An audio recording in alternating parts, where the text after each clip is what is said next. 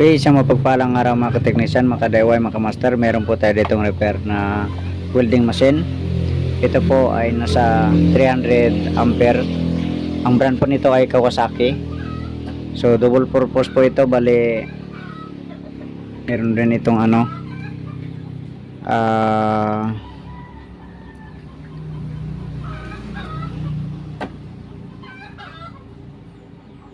hindi ko kalimutan ko na kung anong tawag niyan, yung pang parang ganito din ang gamit parang ganito rin, kalimutan ko tawag niyan. So ang ginawa ng may-ari nito, pinalitan niya ng wire kasi lumaluwag daw dito. Yung isang wire dinirekta niya dun sa loob, tapos ito yung positive. So ito na siya, bali mahabang wire ang ginamit niya, yung pang heavy duty na welding machine ang kinabit niya na wire ito. So ngayon testing natin para malaman natin kung anong issue nito. Okay,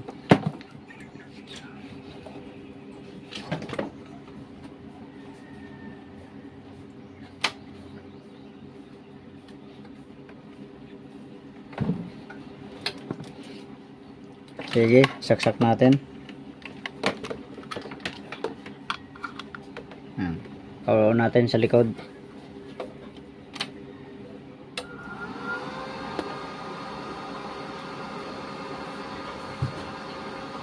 Ayan. So normal na naman ang power. Yan. Meron siyang liftig. Yan. Tapos MMA.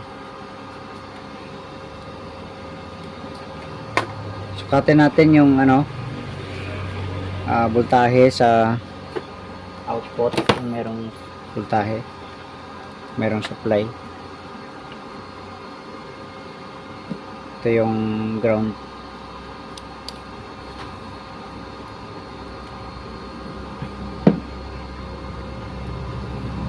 Ito naman yung positive. Ayan, so meron siyang merong supply. Meron siyang supply. Pero kuha tayo ng welding rod, bale spark natin ito. Ito, nakahanap na tayo. Okay, so kabit natin dito. Pati yung tester kabit na rin natin dito para ma-monitor natin.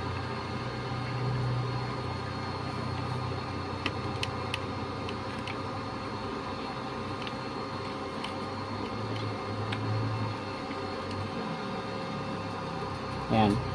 So meron siyang nasa sobra mahigit 70 volts.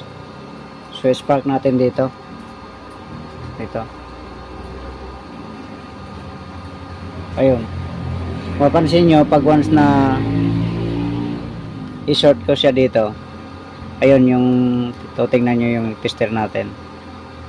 Ayan ga-drop. So subukan nating taasan.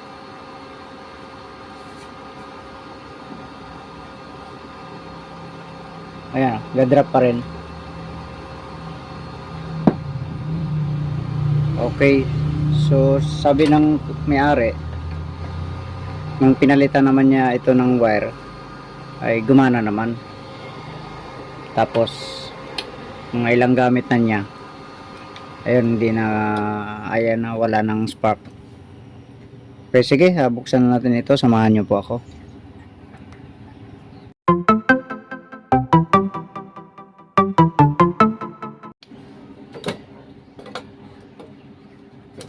Bali, ito pala yung sinasabi ko kanina na liftig. Ayan. So 2-in-1 po ito. Mayroong pang welding na pang heavy duty at mayroong pang maninipis lang na bakal.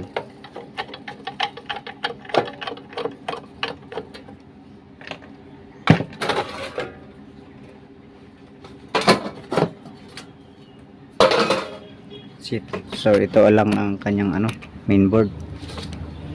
Ayan. Ang liit lang.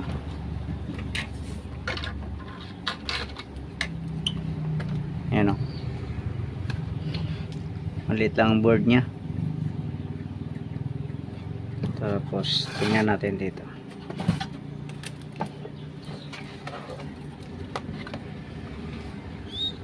Ito.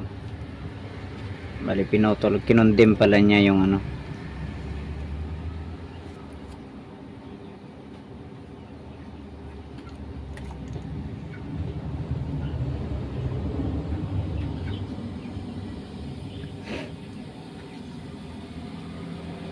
Okay, so baklasin ko muna to kasi mahirap mag trace. Ito, bali tinesting natin ulit. Tapos yung isang test prod natin nakakabit doon sa negative sa ground. So kapag tinester natin dito, meron supply. Ayan. Pero pag dito tayo mag-tester, wala na. Samantalang itong wire na to ay tagos to dito sa sa output na to, sa wire na to. So kakaiba ang nito, ang sakit. Bale trace ko muna itong wire nya na to.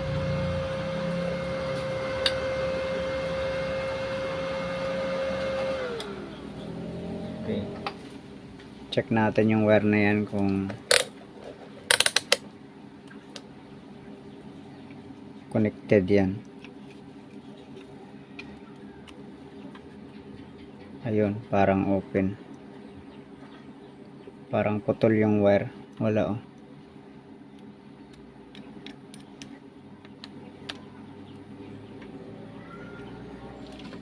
Okay. Baklasin na natin yan. Ito, may nakalimutan na akong i-check ulit. Bale, ito pala ay negative pala to. Ang positive pala ay dito. Yung dito sa labas na to. Positive.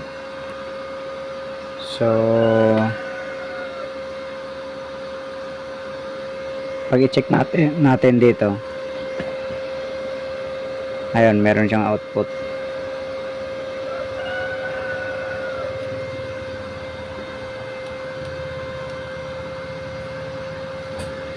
Tapos kabit natin ulit dito sa ground yung test prod natin.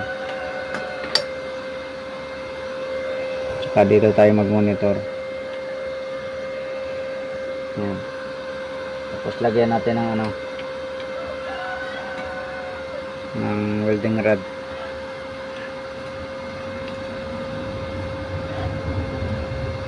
Okay, tapos dito tayo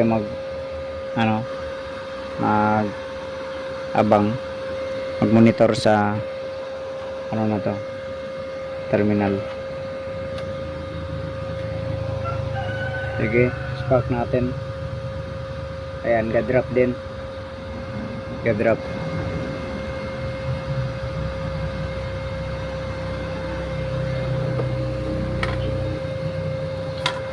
Bunutin ko muna.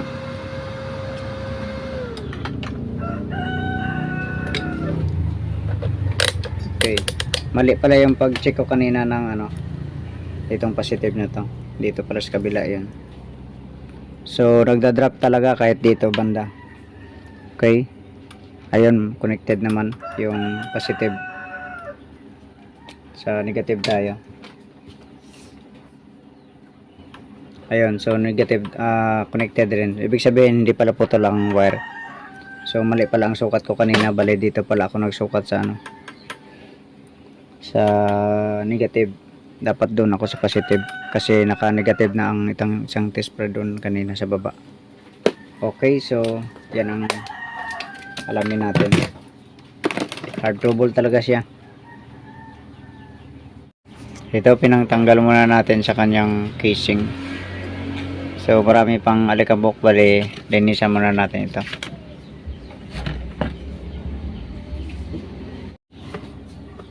Ito bali habang nililinisan natin, ito yung napansin ko.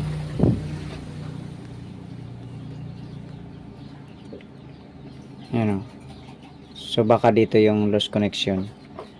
Pero kung mapansin natin, ito may paa na to, bali heatsink siya. Dito nakapatong pa rin ito. So pwedeng ito, pwedeng hindi. Pero dahil sa may output siya na voltahe, 90% na ito ang problema. So subukan natin para mas malaman talaga natin. Tanggalin natin ito, palitan natin ng screw, lagyan natin ng spacer or chapa para mas tapos dagdagan natin ng lead dito.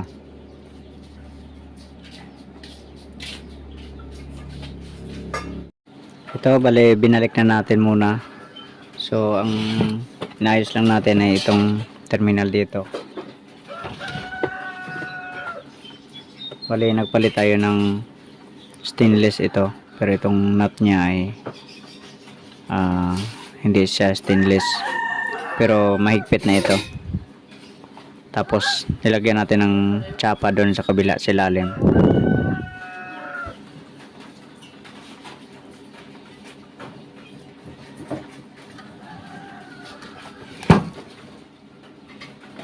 Kalimutan ko palang ilagay yung isa, itong isang tsapa na to.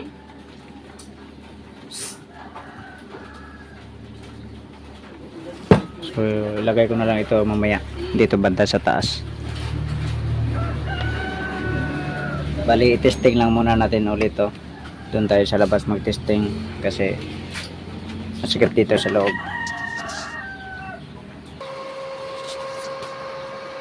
Okay, ito adjust muna natin 160. Kasi sa labas mahaba naman to eh. Okay, kabit ko muna ito. Okay, ito testing natin.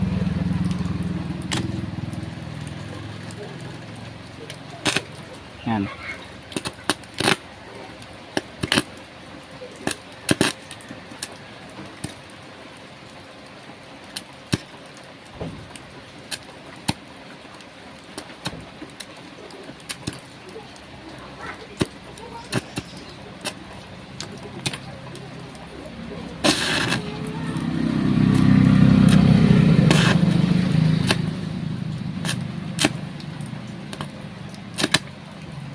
Taas-taasan natin.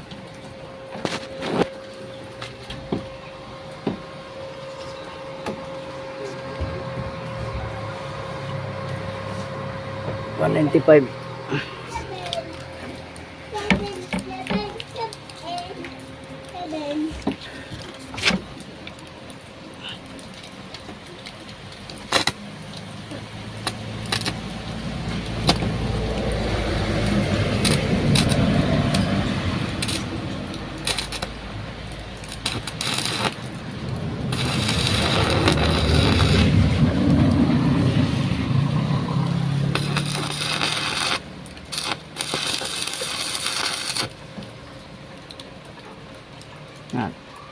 Okay na.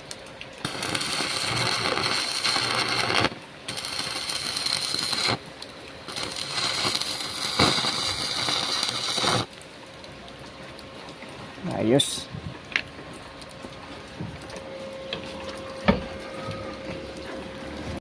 So okay na siya. Bali dito banda sa loob rin may mga corroded lang doon, so nilinisan natin kanina.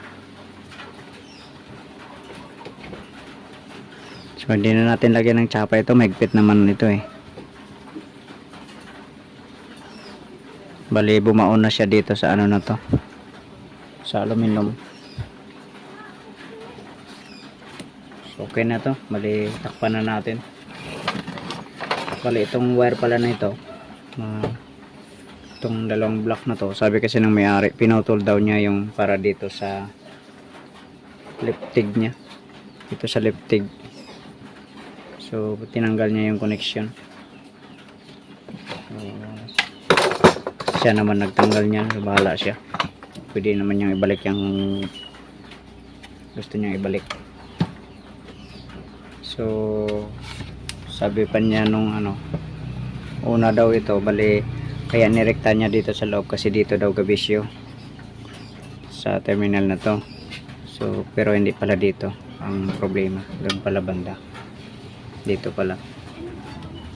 Okay, sige, hanggang dito na lang ang video natin. God bless po sa inyong lahat.